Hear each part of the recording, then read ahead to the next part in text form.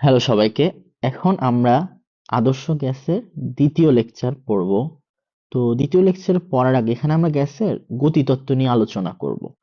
তো গতিতত্ত্ব নিয়ে আলোচনা করার আগে আমাদের কিছু জিনিস ধরে নিতে হবে, মানে স্বীকার্যগুলো মেনে নিয়ে তাহলে যদি আমরা সূত্রগুলো বানাই তাহলে আমাদের সূত্রগুলো ডিরাইভ করতে ইজি হবে। তো কি জিনিস ধরবো ফার্স্ট?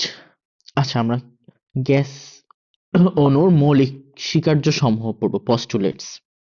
এক নাম্বারটা কি বলছে? সকল গ্যাস অণুর সমন্বয়ে গঠিত। তো আমরা জানি গ্যাস তো পরমাণু আর অণু দিয়ে গঠিত হবে।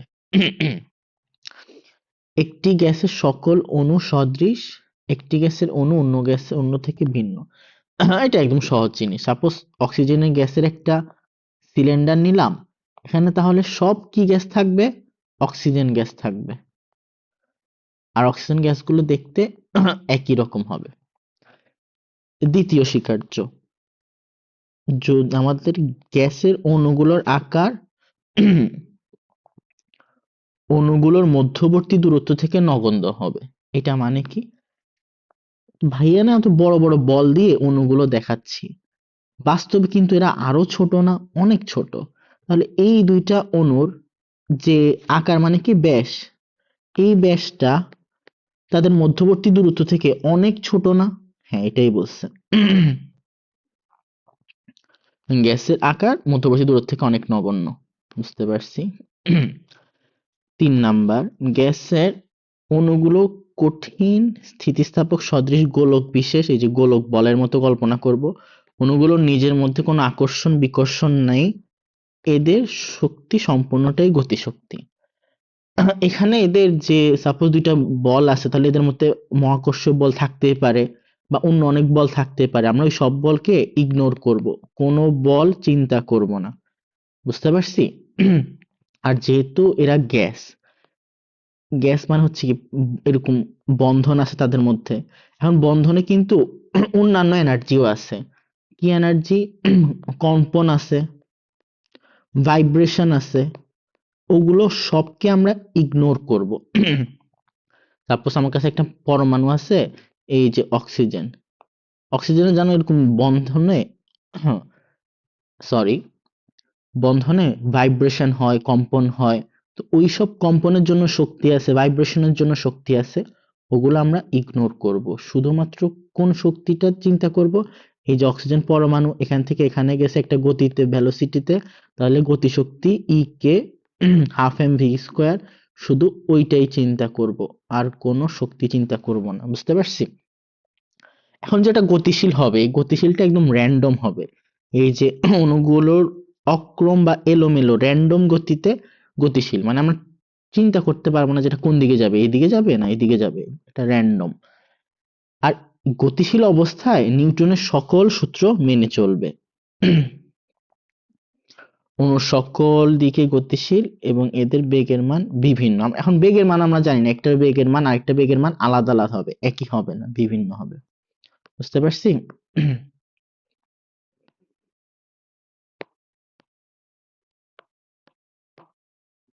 ওকে, তারপরে আমাদের কি বললো? অণুগুলো নির্বিচ্ছিন্নভাবে একে অপরের সাথে দেয়ালের গায়ে সংঘর্ষে লিপ্ত থাকবে। তো ভাই এটা ফার্স্ট ক্লাসে বলছি, অনুসম সরলরেখায় চলে। তো যখন যায় তখন এই পথটা সরলরেখা পথ হয়ে যাবে, কোনো এভাবে হয়ে যাবে না। সংঘর্ষে যে সময় ব্যয় হয় মনে হয় সবগুলো সঙ্গে স্থিতিস্থাপক। স্থিতিস্থাপক সংঘর্ষ কি? সাপোজ ভাইয়া একটা দেয়াল আঁকি, এই যে আমার কাছে একটা দেয়াল আছে, কোনো এনার্জি লস নাই। এটা মানে কি এনার্জি লস নেই? মানে এই যে আমার একটা পরমাণু আছে, এটা সাপোজ এখানে ভি বেগে গতিশীল হয়েছে, তাহলে এখানে একটা ধাক্কা খাবে না? হ্যাঁ, ধাক্কা খাবে। এনার্জি লস যদি না হয় তাহলে কি জানো, এটা আবার ধাক্কা খেয়ে পিছে ব্যাক করবে, ব্যাক করে কত বেগে ব্যাক করবে? ভি বেগে ব্যাক করবে। স্থিতিস্থাপক মানে হচ্ছে কোনো এনার্জি কি নাই? লস নাই, নো লস অফ এনার্জি। ওকে, তারপরে গ্যাসের আণবিক গতিতত্ত্ব, এটা একটু পড়বো আমরা। সবাই রিডিং পড়ো।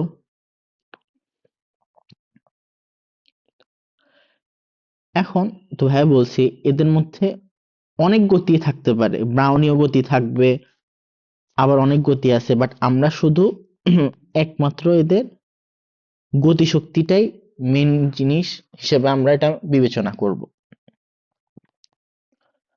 তো আদর্শ গ্যাসের সংজ্ঞা কি? গ্যাসের অণুগুলো যে কোনো তাপমাত্রা ও চাপে গ্যাসের মৌলিক স্বীকার্যগুলো মেনে চলতে হবে, এবং মৌলিক স্বীকার্য থেকে যে সূত্র আমরা পাবো ওই সূত্র অনুযায়ী আচরণ করতে হবে। যারা যারা আচরণ করবে তাদেরকে বলবে হচ্ছে আদর্শ গ্যাস।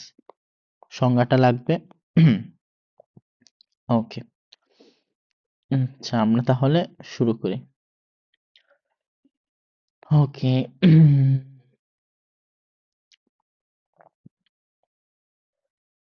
গড় বেগ। গড় বেগ কি? সাপোজ ভাইয়ের একটা বক্স আঁকি একটু। ওকে, বক্সের মধ্যে কিছু গ্যাস আছে।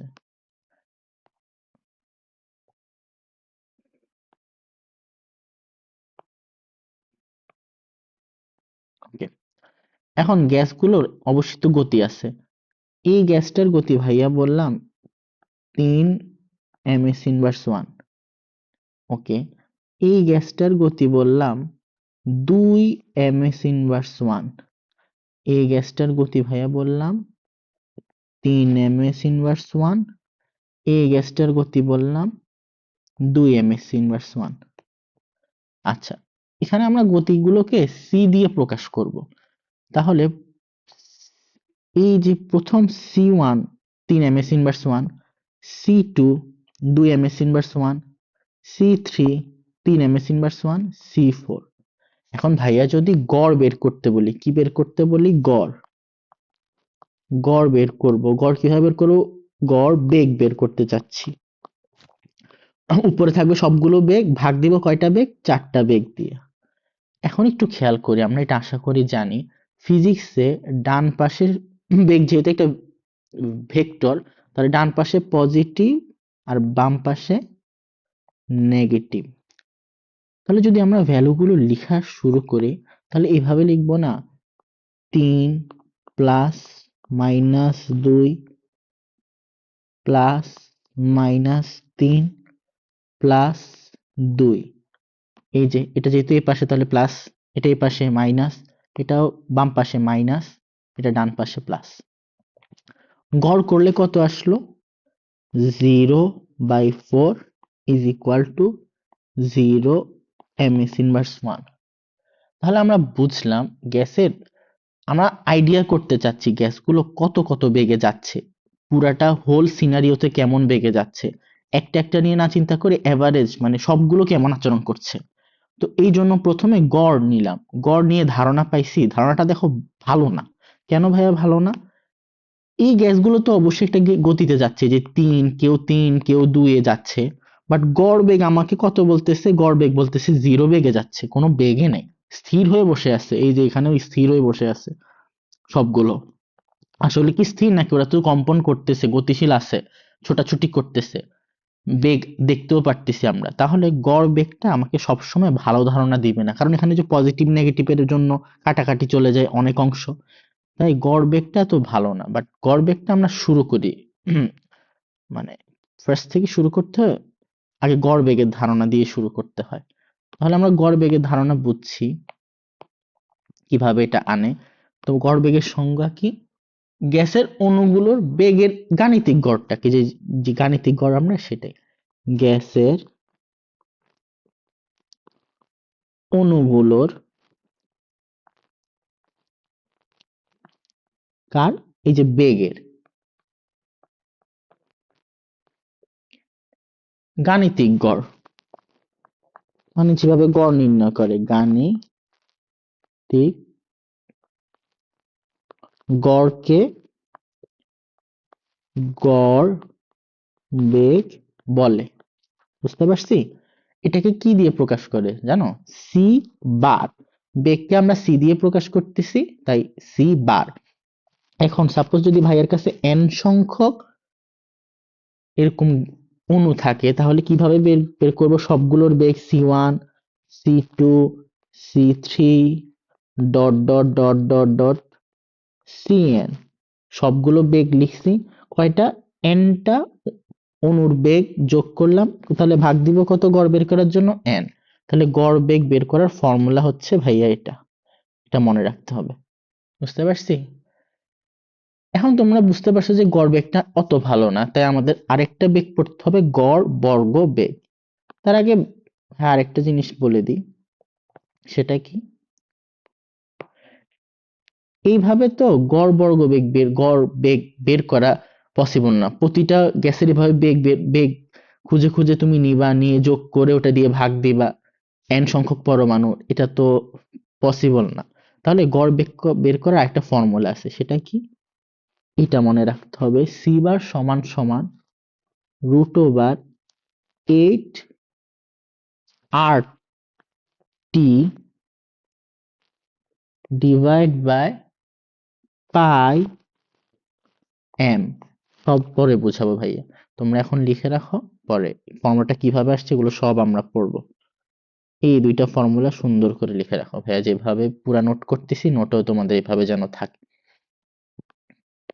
ভাইয়ার সাথে সাথে সুন্দর করে উঠাও।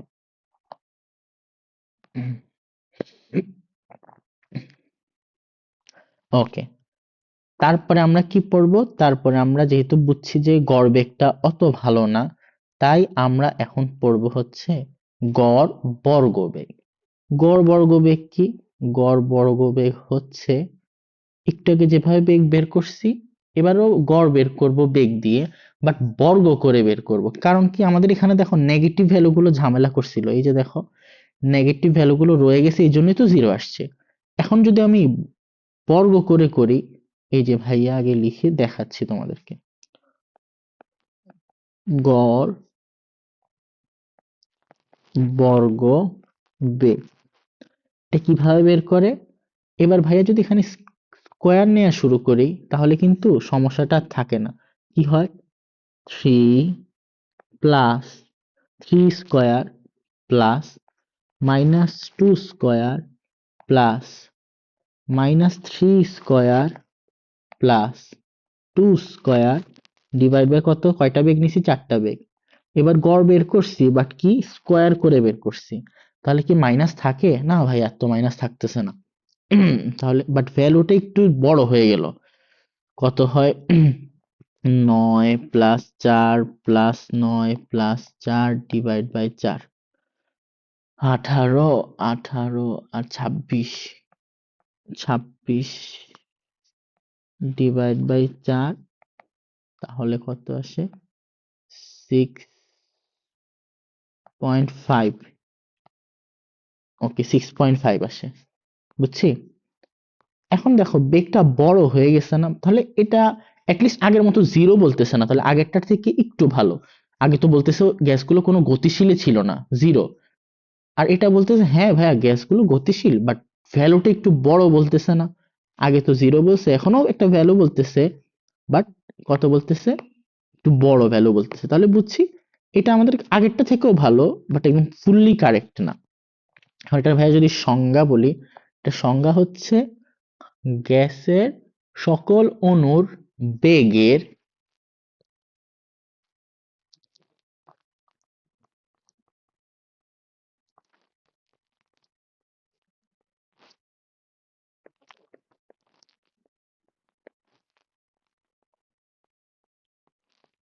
বেগের বর্গের গড় মানকে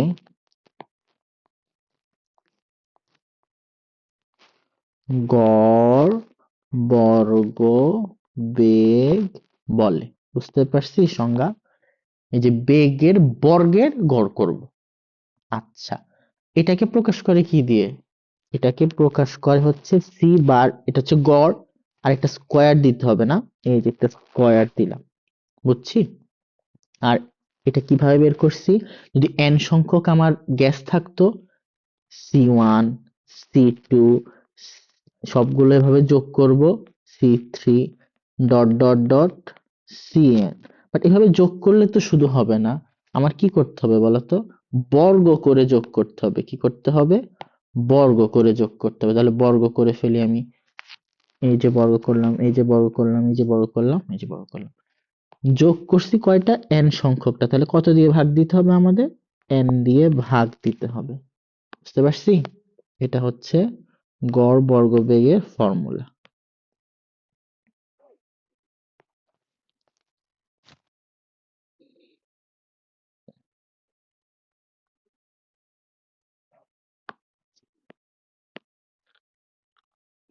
ওকে, সবাই ভাইয়া যেভাবে লিখছে একদম সুন্দর করে নোটে এভাবে লেখো। আচ্ছা, তারপরে আমরা পড়বো, দেখছি এইটাও অত ভালো না, এটা ভ্যালুটা বেশি দিছি। আচ্ছা, এটার একক কি হবে জানো? এটার একক হবে মিটার স্কয়ার সেন্টিমিটার ইনভার্স, এটা হবে একক। এখন মূল গড় বর্গবেগ, এটা হচ্ছে সবচেয়ে ভালো। দেখো আগে ভ্যালুটা বেশি আসছে, এখন জাস্ট ভ্যালুটাকে আমরা কি করব, যদি রুট করে দিই, দেখো কি করব, গড় বর্গবেগের ভ্যালু সব ঠিক আছে, বাট বেশি বড় আসতেছে। কারণ বড়টাকে আমরা ঠিক করার জন্য জাস্ট কি করলাম, হুম, এখন আমরা বের করব, একটু আগে কিভাবে বের করছি, গড় বর্গবেগ। গড় বর্গবেগের সব ঠিক আছে, বাট ভ্যালুটা বড় আসতেছে। এইটাকে ঠিক করার জন্য আমরা কি করলাম, ওই ভ্যালুটাকে রুট করে দিলাম। কি করছি, ওই ভ্যালুটাকে রুট করে দিছি, ওই ভ্যালুটাকে রুট করে দিছি। তো রুট 6.5, ভ্যালুটা কত আসে ভাই একটু দেখি।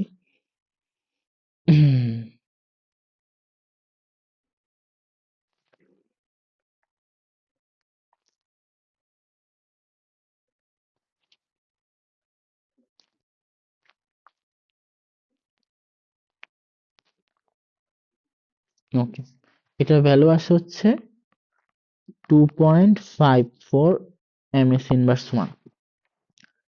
দেখো এটা সবচেয়ে অ্যাকুরেট ভ্যালু না?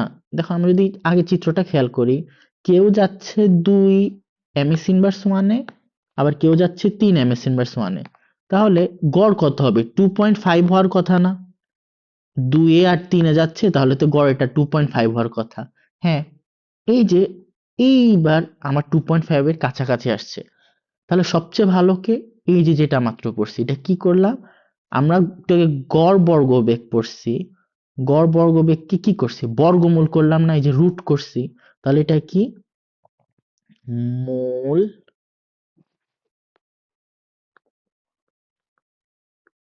গড়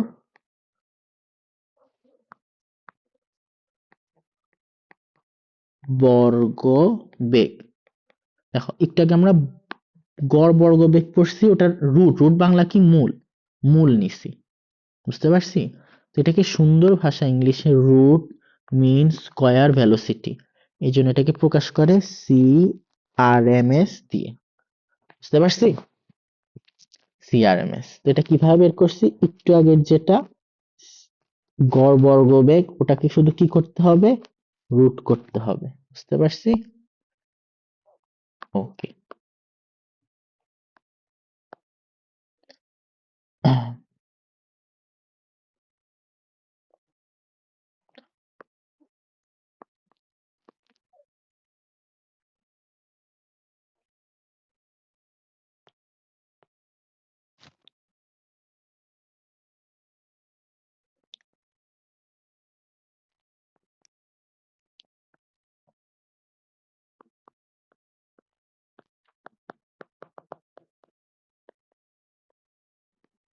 এই যে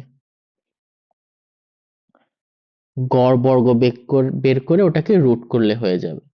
এখন আমাদের এটা সংজ্ঞাটাও জরুরি, ভালো আসে কতে, কিভাবে এটা সংজ্ঞা, কোন গ্যাসের, ভাই লিখি,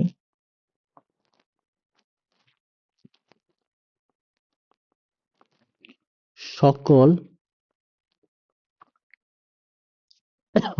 অণুর বেগের, সবগুলো বেগের বর্গের, তাহলে আগে বর্গ করতে হবে বেগের, বেগগুলোকে বর্গ করলাম বর্গের, তারপর কি করব, গড়, বর্গের গড় মানের, গড় মান এর কি করতে হবে, বর্গমূল করতে হবে, বর্গমূলকে গড় গড় বর্গবেগ বলে।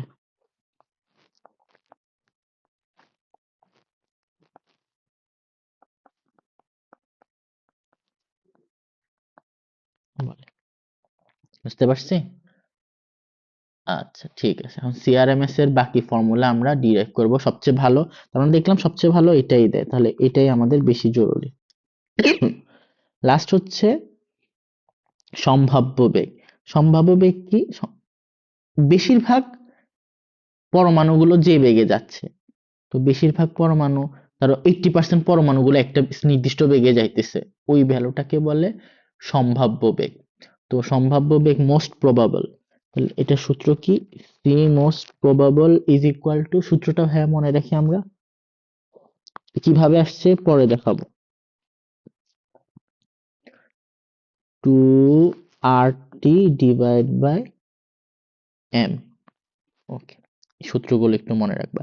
মোস্ট প্রবাবলের সূত্র পড়ছি আর গড় বেগের সূত্র পড়ছি, একদম হ্যাঁ যেভাবে নোটটা করছি তোমরা ওইভাবে নোটটা করবা। ঠিক আছে, গেল। এখন আমাদের একদম ইম্পর্টেন্ট টপিক, গ্যাসের চাপের রাশিমালা।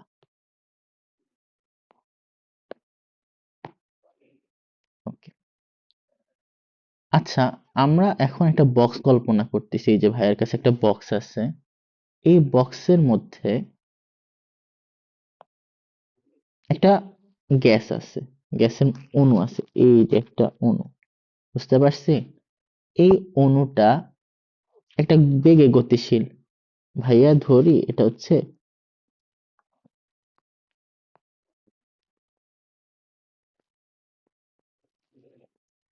u1 বেগে গতিশীল, কত,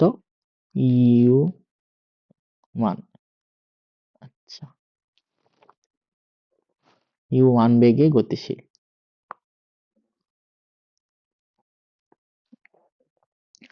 এখন তোমরা বলতে পারো ভাইয়া এটা তো আপনি এক্স অক্ষ বরাবর গতিশীল দেখলেন, আসলে তো পরমাণুটা এক্স অক্ষ বরাবর না, যে কোনো দিকে হইতে পারে। তো আমরা এখানে ফার্স্টে এক্স অক্ষ বরাবর নিয়ে চিন্তা করব।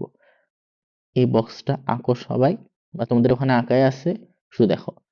তো ফার্স্টে আমরা কিছু জিনিস চিন্তা করি, সেটা কি, আমরা একটা এল দৈর্ঘ্যের ঘনক চিন্তা করছি, এই ঘনকটার দৈর্ঘ্য কত, এল। তাহলে যেহেতু ঘনক বলছি, এই পোর্শনও কত হবে, এল হবে। আয়তন কত হবে, উচ্চতাও কত, এল, তাহলে আয়তন কত, এল কিউব।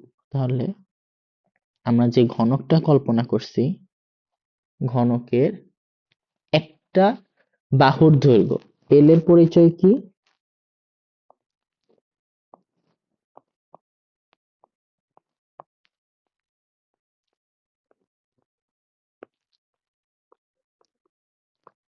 আচ্ছা এগুলো আমরা ধরছি, লেট।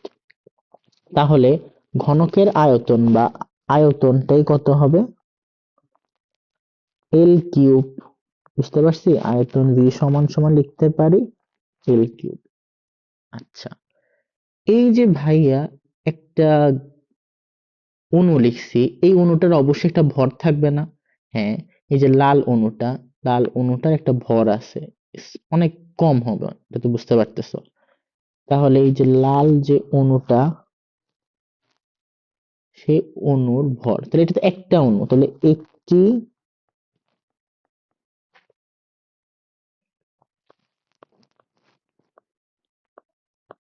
অণুর ভর কত, আমরা স্মল এম ধরবো, কত, স্মল এম। আর এখানে তো একটা অণু নাই, এখানে কয়টা অণু আছে, অনেক অণু, এই যে ভাই ওইগুলো চিত্র আঁকি নেই, এই যে এখানে আরো, এখানে আরো, এখানে আরো, এখানে আরো, এখানে আরো, তো এখানে অনেক অণু আছে। আমরা আগে একটা নিয়ে, একটা অণু নিয়ে আলোচনা করব, আর মাত্র এক্স অক্ষ বরাবর চিন্তা করব। যদি একটারটা জানি আর এক্স অক্ষ বরাবর জানি, তাহলে সব অক্ষ বরাবর সকল অণুটা বের করতে পারবো। বুঝতে পারছি? ঠিক আছে, তাহলে আমাদের অণু সংখ্যা কয়টা, অণু সংখ্যা আমি ধরে নিই, অণু সংখ্যা মানে কয়টা অণু আছে, বড় হাতের n সংখ্যকটা অণু আছে। তাহলে যদি বলি ভাইয়া এই যে বক্স যেটা আমার এখানে আছে, এই বক্সের মোট ভর কত? মোট ভর, বক্সে যে গ্যাস আছে ওই গ্যাসটার মোট ভর কত? একটার ভর কত? যেহেতু সব একই আইডেন্টিক্যাল, একটার ভর কত? m, তাহলে nটার ভর কত হবে? তাহলে গ্যাসের যদি ভাইয়া মোট ভর চাচ্ছি, গ্যাসের মোট ভর, এটা হবে n ইন্টু m না? কারণ একটার ভর হচ্ছে স্মল m, তাহলে এখানে আছে n সংখ্যকটা, তাহলে গুণ হবে। মোট ভরকে ভাইয়া বড় হাতের m দিয়ে প্রকাশ করলাম। এতটুকু কারো কোনো অসুবিধা আছে? না। ওকে, তারপরে আমরা চিত্রে ফিরে যাই। আমরা বলছি এই একটা অণু x অক্ষ বরাবর u1 বেগে গতিশীল, বুঝতে পারছি? তাহলে এটা তো অবশ্যই এটা এখানে এখানে থাকবে না, এটা এভাবে এখান থেকে গতিশীল হয়ে এখানে আসবে না? এই যে এখান থেকে এখানে আসবে, আসি, আসার পরে কতটুক দূরত্ব গেল? এই যে এখান থেকে এখানে আসে, এসে এসে এসে এসে এখানে দেয়ালে ধাক্কা খাইছে। ধাক্কা খাওয়ার আগ পর্যন্ত কতটুক সে দূরত্ব অতিক্রম করছে? এল দূরত্ব অতিক্রম করছে ভাইয়া। এই যে এখান থেকে এখানে গেছে, এল দূরত্ব অতিক্রম করছে, বুঝতে পারছি? এখন আমরা আগেই বলে দিয়েছিলাম যে দেয়ালের সাথে যে ধাক্কাটা হবে ওটা কি হবে? স্থিতিস্থাপক। স্থিতিস্থাপক ধাক্কা হলে কি হয়? যে বেগে ধাক্কা খাইছে সেম বেগে আবার এটা কি করবে? ফিরে আসবে। তাহলে এই যে অণুটা u1 বেগে ধাক্কা খাইছে দেয়ালের সাথে, তাহলে কত বেগে ফিরে আসবে? সেম u1 বেগেই ফিরে আসবে। এটা বুঝতে পারছি? u1 বেগে ফিরে এসে আবার এখানে আসবে u1। এটা এভাবে এখান থেকে আসবে, এখান থেকে আসবে, এদিকে আসবে, এদিকে আসবে, আবার এখানে এটা আসবে কত বেগে? u1 বেগে, বুঝতে পারছি? তো ঘটনাটা যদি ভাইয়া নিচে আবার একটু সুন্দর করে লিখি, কি হবে এখানে? এই যে এই পরমাণুটা u1 বেগে যাত্রা শুরু করছে, এখান পর্যন্ত u1 বেগেই সে যাবে, বাট ধাক্কা খাওয়ার পরে এর গতি পরিবর্তন হয়ে u1 বিপরীত পাশে, বুঝতে পারছি? তারপর আবার কত দূরত্ব অতিক্রম করবে? সেম একই দূরত্ব অতিক্রম করবে। ওকে, তাহলে L1 দূরত্ব সে যাবে দেয়ালে, তারপর ধাক্কা খাবে, তারপর আবার L1 দূরত্ব দিয়ে ব্যাক করবে, বুঝতে পারছি? এই জিনিসটাই ভাইয়া একটু কথায় তোমাদেরকে লিখে দিই মনে থাকার জন্য। কথায় কি, এই যে একটি অণু কোন দেয়ালে ছিল? এ প্রাইম দেয়ালে ছিল। এই যে যদি ভাইয়া চিত্রের সাথে মিলাই দেখাচ্ছি, এ প্রাইম দেয়ালে ছিল। কোথায়? এ প্রাইম দেয়ালে। ঠিক আছে, এ প্রাইম দেয়াল হতে u1 বেগে এ দেয়ালে আঘাত করে, বুঝতে পারছি? আঘাত করে, করার পরে কি করে? দেখো, আমরা জানি ফিজিক্সের এই পাশটা হচ্ছে পজিটিভ আর বিপরীত পাশটা কি? নেগেটিভ ভাইয়া। তাহলে যখন সে ব্যাক করে, ব্যাক করার সময় এই যে দেখো বেগটা কি নেগেটিভ হয়ে গেছে না? তখন তাহলে ভাইয়া বলতে পারি ব্যাক করার সময় মাইনাস u1 বেগে আবার কোন দেয়ালকে আঘাত করে? এ প্রাইমকে আঘাত করে।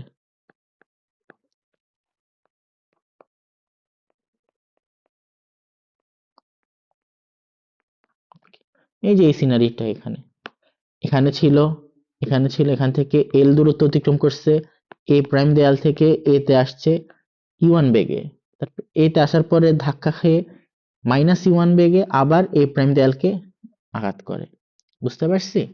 তাহলে টোটাল কত দূরত্ব গেছে? ফার্স্টে L1 গেছে, সরি ফার্স্টে এল গেছে, তারপরেও কিন্তু এল দূরত্ব গেছে। তাহলে কত দূরত্ব? 2l দূরত্ব গেছে। ভাইয়া ধরে নিচ্ছে এই যে যাওয়ার সময়, আর এই সব ঘটনা কোন অক্ষ বরাবর? ভাই বলছে আমরা অ্যানালাইসিস করতেছি শুধুমাত্র কোন অক্ষ? এক্স অক্ষ বরাবর। ওকে, আচ্ছা আরেকটা হচ্ছে এই যে যতটুক পথ গেছে এতে যে সময় লাগে, এতে সময় লাগে টি, বুঝছি। তাহলে আমরা h is equal to vt formula থেকে লিখতে পারি কত দূরত্ব গেছে 2l, কত বেগে গেছে u1 বেগে গেছে, সময় কত লাগছে t, বুঝতে পারছি। ওকে, তাহলে t সমান সমান ভাইয়া কত লিখতে পারি? t সমান সমান u1 2l divide by u1। এই সূত্র আমাদের পরে লাগবে, এখানে রেখে দিই বক্স করে। ওকে, এতটুকু আমরা একটা সূত্র প্রমাণ করব গ্যাসের গতি তত্ত্ব থেকে। তো সূত্রের আস্তে আস্তে ডিরাইভের পথে যাচ্ছি। ফার্স্ট একটা স্টেপ গেল, আমরা জানি এই গ্যাসগুলো যখন গতিশীল অবস্থায় থাকবে তখন কি সূত্র মানবে? নিউটনের সকল সূত্র।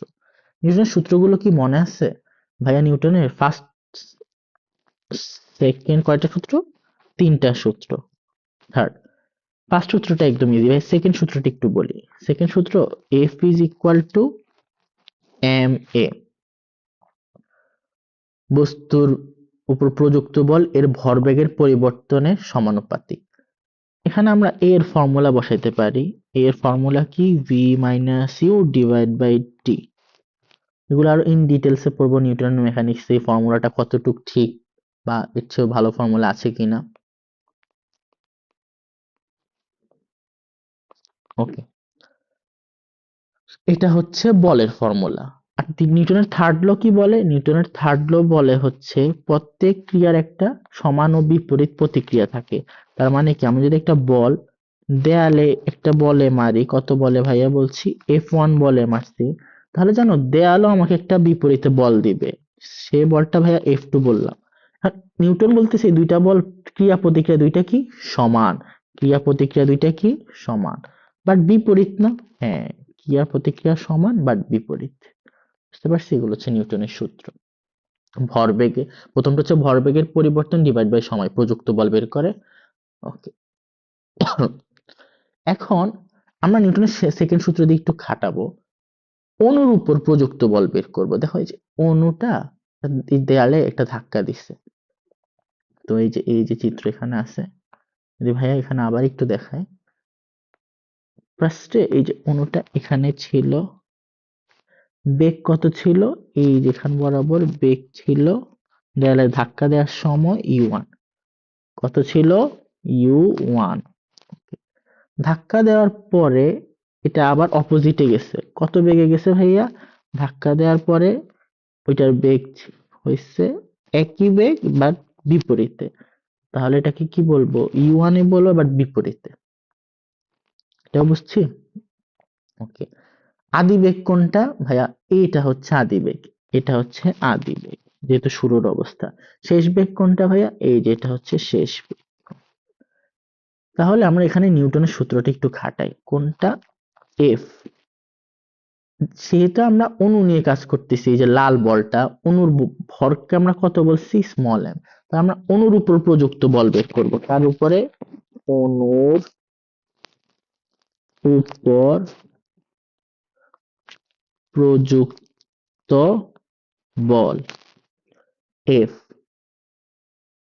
এফ ইজ ইকুয়াল টু আমরা পড়ছি ভরবেগের পরিবর্তন, তাহলে আদি ভরবেগ কোনটা আর শেষ ভরবেগ কোনটা লাগবে আমাদের?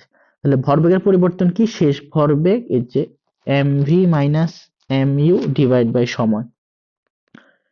বস্তুর যে মানে বস্তু কোনটা এখানে? অণুটা, অণুর ভর কত? এই যে অণুর ভর স্মল এম লিখলাম। শেষ বেগ কত ভাই? শেষ বেগ মাইনাস u1 না?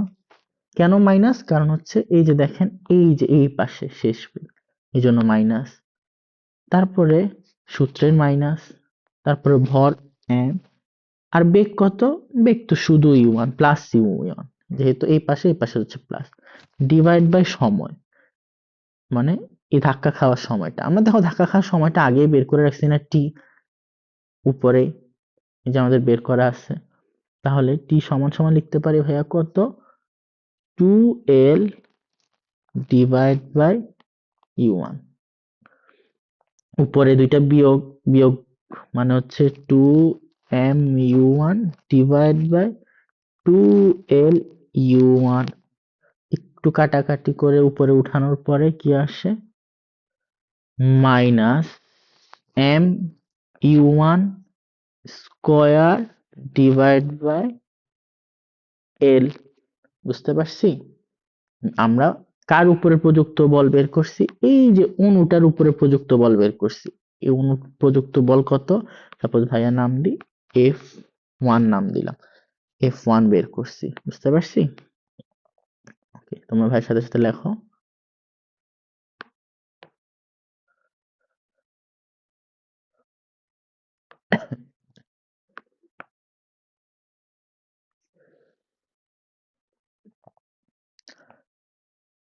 এখন আমাদের শুরু থেকেই বলছি আমরা অণুর উপরে প্রযুক্ত বল না, আমাদের দেয়ালের উপরে বলটা ইম্পর্টেন্ট। কার দেয়ালে কি পরিমাণ বল দিচ্ছে, নিউটনের সেকেন্ড সূত্র অ্যাপ্লাই করছি এখানে। এবার নিউটনের ফার্স্ট সূত্রটা আমরা অ্যাপ্লাই করব, থার্ড সূত্রটা অ্যাপ্লাই করব। আমাদের কার লাগবে, দেয়ালের উপরে প্রযুক্ত বল। আমরা কোনটা বের করছি, অণুর উপরে প্রযুক্ত বল। দেখো অণুর উপরে প্রযুক্ত বল যেটা হবে সেটা দেয়ালের বিপরীত না? হ্যাঁ, গুড। তাহলে F2 টা বের করব, F2 হবে -F1। এটা কি, দেয়ালের উপর প্রযুক্ত বল।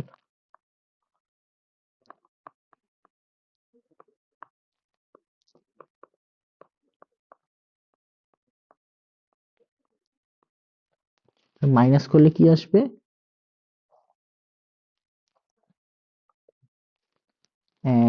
mu1 square divide by l। বুঝতে পারছি? ওকে, এটা দেয়ালের উপরে কি পরিমাণ বল দিচ্ছে ওই অণুটা, ওইটা আমরা বের করলাম। বাট আমরা শুরুতে বলছি আমাদের বল দিয়ে লাভ নাই, আমাদের আসলে লাগবে কি, আমাদের লাগবে হচ্ছে চাপ। কি লাগবে, চাপ লাগবে। বুঝতে পারছি? চাপ সমান সমান আমরা জানি কি, বল ডিভাইড বাই ক্ষেত্রফল। দেখো এখন তো আমরা বল বের করলাম, কি পরিমাণ বল দিবে, যে F2 টা জানি। দেয়ালের ক্ষেত্রফলটা জানলে আমাদের চাপ বের হয়ে যাবে না? দেয়ালের ক্ষেত্রফল কত যদি আমি চিত্র থেকে চিন্তা করি, এই পোর্শন কত, এই পোর্শন এল, উচ্চতাও কত এল, যেহেতু এটা ঘনক, তাহলে এটা হচ্ছে এল, উচ্চতা হচ্ছে এল। ক্ষেত্রফল কত হবে বলো তো? হ্যাঁ, good, l square. M u1 square divide by l divide by l square. তাহলে চাপ কত দাঁড়ায়, m u1 square divide by l cube.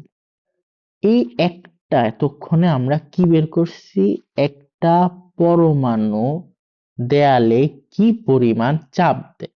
বুঝছো? তাহলে আমরা বের করছি একটি অণু কর্তৃক দেয়ালে চাপ, সেটা কত, m u1 square divide by l cube. এতটুকু সবাই বুঝছো?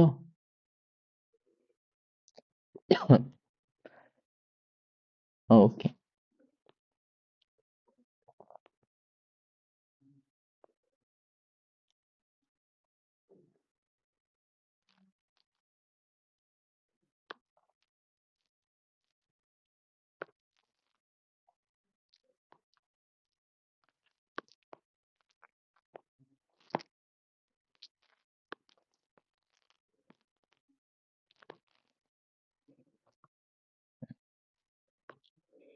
এই যে এই একটা অণু কি পরিমাণ দেয়ালে চাপ দেয় আমরা সেটা বের করতে পেরেছি।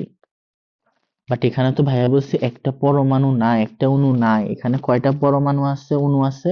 আমরা বলেছিলাম এখানে n সংখ্যক অণু, তাহলে আমরা ধরেন সবগুলো এইভাবে চাপ দিচ্ছে, অবশ্যই চাপ দিবে, সবগুলোর বেগ তো আর একই হবে না। তাহলে প্রথমটার বেগ ভাইয়া কত ধরছি u1, পরেরটার বেগ ভাইয়া ধরি u2, তারপরেরটা u3, তারপরেরটা ডট ডট ডট, এভাবে লাস্টটার বেগ কত un। কথা বুঝছি? এই যেখানে অনেক এরকম গ্যাস আছে, প্রতিটার এক একটা বেগ আছে।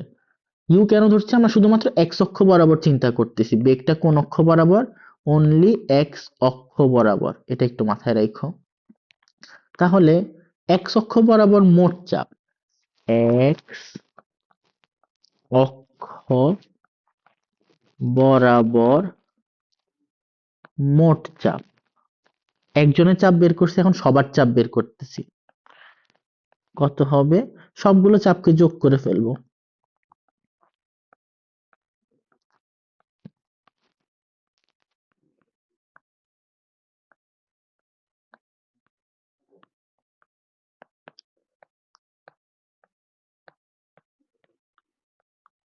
ডট ডট ডট, এভাবে m u n square divide by l cube. এখানে কমন যায়, কমন নিয়ে ফেলি আমরা।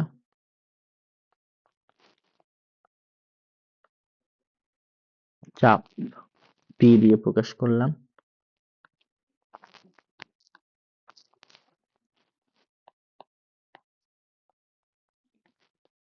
Dot dot dot dot u n. Okay ভাই, সাথে সাথে লেখো তোমরা। আচ্ছা, এখন আমরা একটু আগের ইয়েতে চলে যাই। আমরা পড়ছিলাম গড় বেগ। কোথায় পড়ছি? এই যে এখানে দেখো, গড় বর্গ বেগ পড়ছি। এই যে আমরা তখন সি দিয়ে প্রকাশ করছি বেগ, গড় বেগ বের করা। এখন যদি বেগগুলো এক্স অক্ষ বরাবর চিন্তা করি, তাহলে কি হবে? ইউ দিয়ে হবে না? হ্যাঁ, ইউ দিয়ে হবে। তাহলে যদি আমরা গড় বেগের কথা চিন্তা করি, কি এক্স অক্ষ বরাবর গড় বেগ,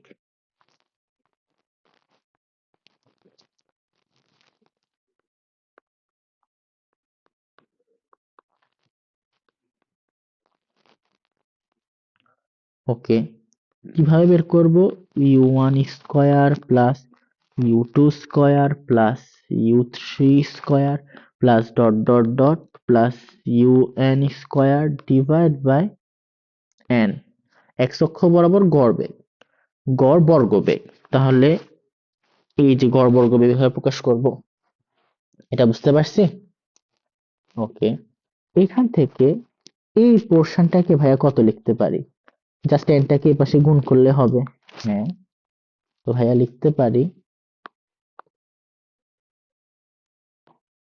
এইটা সমান সমান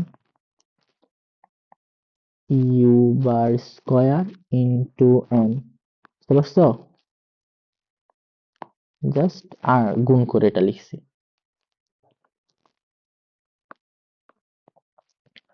তো এটা কেন করছি? এই যে উপরে ফর্মুলা যেটা আছে ওটাতে এটা রিপ্লেস করব। এখান থেকে চাপ সমান সমান কি পাইলাম? তাহলে চাপ সমান সমান পাবো m divide by l cube. এই পুরা ভ্যালুটাকে রিপ্লেস করে দিতে পারি ইউ বার স্কোয়ার ইন্টু, বুঝতে পারছি? তাহলে চাপের ফর্মুলা পাইছি। বাট আমরা কিন্তু এই যে গ্যাসটাকে গতিশীল করছি, শুধু কোন অক্ষ বরাবর গতিশীল করছি? এক্স অক্ষ বরাবর, এইখান বরাবর। এই এতগুলো গ্যাস আছে, সবগুলো কোন অক্ষ বরাবর গতিশীল? এক্স অক্ষ বরাবর গতিশীল। বাট বাস্তবে কি এটা হয়? না ভাইয়া, বাস্তবে তো এটা হয় না। বাস্তবে একটা গ্যাস তো সকল অক্ষ বরাবর গতিশীল থাকে। এটা কি বুঝতে পারছো তোমরা? ওকে, তাহলে বাস্তবেরটা একটু দেখাই।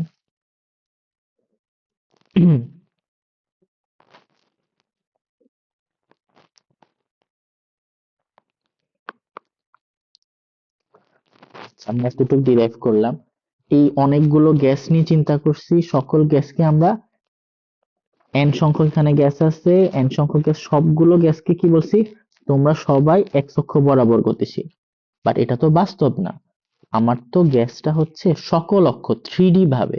থ্রি ভাবে মানে কি? এক্স অক্ষ, ওয়াই অক্ষ, জেড অক্ষ, সকল দিকে গতিশীল থাকবে। বুঝতে পারছি? এই যে সকল দিকে গ্যাসের পরমাণুটা গতিশীল। সি, তার মানে এটা তিনটা কি থাকবে, তিনটা উপাংশ থাকবে। তিনটা উপাংশ কি, তো তোমাদের চিত্র আঁকা লাগবে না, ভাইয়া চিত্র এখানে আগে এঁকে দিছি, এই যে একটু খেয়াল করো। সাপোজ এই যে গ্যাসের পরমাণুটা এখানে আছে, এখন ওটার বেগ হচ্ছে কি সকল অক্ষ বরাবর গতিশীল। এক্স অক্ষ হতে পারে, ওয়াই অক্ষ হতে পারে, জেড অক্ষ হতে পারে, 3D। এটা কি একটা 3D, বুঝতে পারছি? তাহলে এটা কয়টা উপাংশ থাকবে বলো তো? তিনটা। এক্স অক্ষ বরাবর একটা অংশ থাকবে, যেটাকে ভাইয়া ইউ নাম দিছি। ওয়াই অক্ষ বরাবর একটা অংশ থাকবে,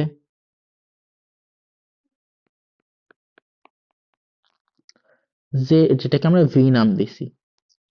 জেড অক্ষ বরাবর একটা অংশ থাকবে, যেটাকে ডাব্লিউ নাম দিছি। তাহলে ভাইয়া সি কে কি লিখতে পারি?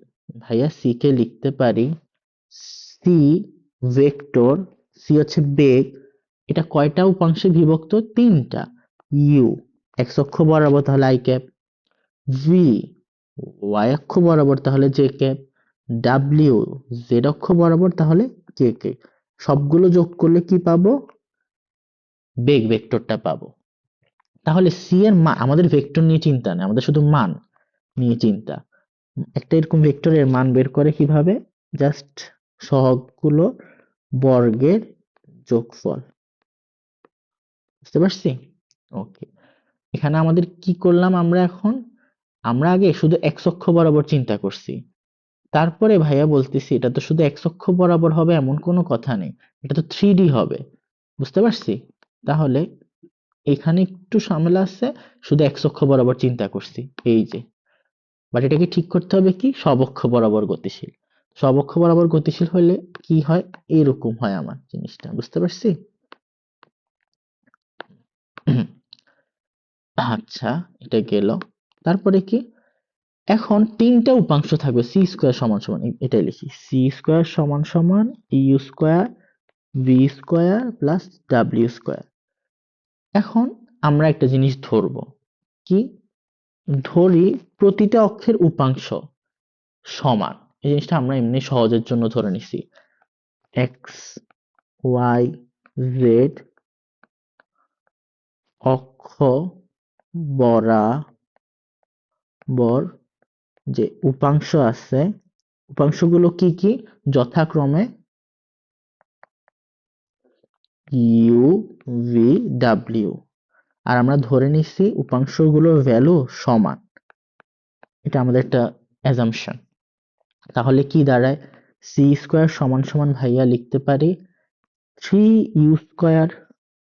বুঝতে পারছি? তাহলে সি স্কোয়ার সমান সমান, যদি এটা লিখতে পারি, ইউ স্কোয়ার সমান সমান কি লিখতে পারি? C square divide by 3। এটা থেকে ভাইয়া সি যদি উভয় পক্ষে বার নিই, গড় নিই, এটাও লিখতে পারি না? কোনো সমস্যা আছে? না, কোনো সমস্যা নেই। তো এটা করে দেখো, আমরা ডিরাইভ করছিলাম ফর্মুলাটা মনে আছে? এক্স অক্ষর জন্য, কার জন্য? এক্স অক্ষের জন্য। এখন এক্স অক্ষকে আর সি তো হচ্ছে সকল অক্ষ বরাবর, 3D, এই যে 3D, সি হচ্ছে 3D। তাহলে এক্স অক্ষের ভ্যালুটার সাথে আমরা এখন রিলেশন করছি সকল অক্ষের বরাবর, তাহলে ওখানে জাস্ট ভ্যালুটা বসাইলে আমাদের কাজ শেষ। ওকে, তাহলে এখানে আমরা ইউ স্কোয়ারের জায়গায় কি লিখতে পারি? ইউ স্কোয়ারের জায়গায় ভাই আপনি লিখতে পারেন হচ্ছে c square c square bar by 3। বুঝতে পারছি? তাহলে চাপ সকল অক্ষ বরাবর, এখানে কিন্তু সকল অক্ষ বরাবর বিবেচনা করে এই চাপটা লিখতেছি। কি আসবে?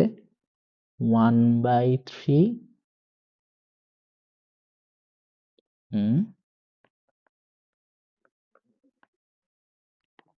m divide by l cube n c square, c bar square. এখন মনে করো এটা যেটা ঘনক ছিল, ঘনকের একটা বাহুর দৈর্ঘ্য এল, তাহলে এল কিউব সমান কি? এটা আয়তন না? হ্যাঁ, 1/3 এম এন ডিভাইড বাই আয়তন সি বার স্কোয়ার। বুঝতে পারছি? আয়তনটা এই পাশে নিয়ে আসলে কি হয়? পিভি সমান 1/3 mn c বার স্কয়ার। স্মল m এর পরিচয় কি? স্মল m এর পরিচয় একটা অণুর ভর। আর কয়টা n এর পরিচয় কি? বড় হাতের n, বড় হাতের n হচ্ছে কয়টা অণু আছে, কয় সংখ্যক অণু আছে, n সংখ্যক অণু আছে। এই দুইটা গুণ করলে আমরা কি পাই? গ্যাসের মোট ভর পাই না? হ্যাঁ, তাহলে এটা একটা ফর্মুলা, এটা আমাদের মনে রাখতে হবে। আর যদি mn কে লিখি গ্যাসের মোট ভর 1/3 ক্যাপিটাল M c বার স্কয়ার। ক্যাপিটাল M এর পরিচয় কি? গ্যাসের মোট ভর, যে পাত্রের মধ্যে গ্যাসের মোট ভর। বুঝতে পারছি? এই দুইটা ফর্মুলা আমাদের একদম মুখস্থ রাখতে হবে, ভালো ইম্পর্টেন্ট ফর্মুলা। ওকে, এম এর পরিচয় কি? এখানে কিন্তু এম আণবিক ভর না ভাইয়া, বারবার বলতেছি, এটা হচ্ছে পাত্রে যে গ্যাস আছে ওই গ্যাসের মোট ভর। এই সূত্র দুইটা প্রমাণ করার জন্য ভাইয়া এই এতক্ষণ এত কিছু পড়ছি। তো ভাইয়া একটু রিক্যাপ করি হালকা। প্রথমে ভাইয়া বেগগুলো, বিভিন্ন ধরনের বেগ পড়ছি, 3 ধরনের। এর মধ্যে দেখছি সবচেয়ে ভালো হচ্ছে মূল গড় বর্গ বেগ, এইভাবে বের করে। তারপরে গ্যাসের গতিতত্ত্বের স্বীকার্য দিয়ে আমরা একটা জিনিস প্রমাণ করছি, চাপের রাশিমালা প্রকাশ কিভাবে করে। তো অনেক বড় ভাবে সুন্দরভাবে প্রমাণ করলাম। প্রমাণটা মনে রাখা লাগবে না তোমাদের, জাস্ট সূত্র এই দুইটা মনে রাখা লাগবে, আর কিছুই না। এই দুইটা মাস্ট।